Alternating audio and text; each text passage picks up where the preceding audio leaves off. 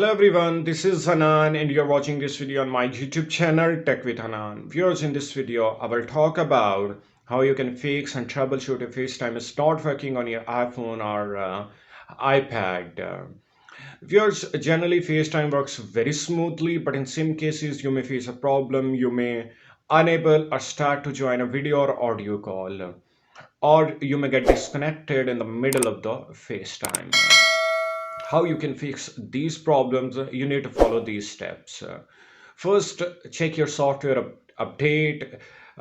In certain firmwares, there is a problem and connectivity, wireless connectivity. That's why you may face a problem if software update is available. You have to update it. Doesn't matter you are using which iOS or iPad OS. Second step is that check your internet connectivity. If you're facing exclamation mark during FaceTime, it means you have a very slow internet connection, or your internet connection is unreliable to handle FaceTime.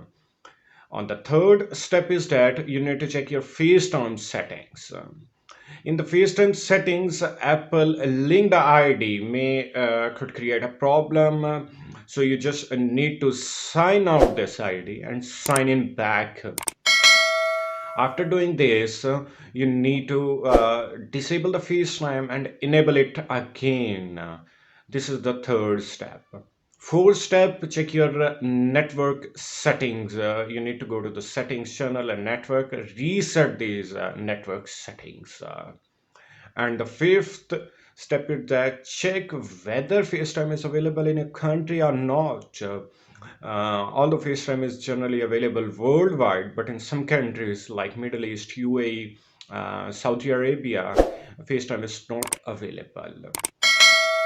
And the last step is that you need to restart your smartphone.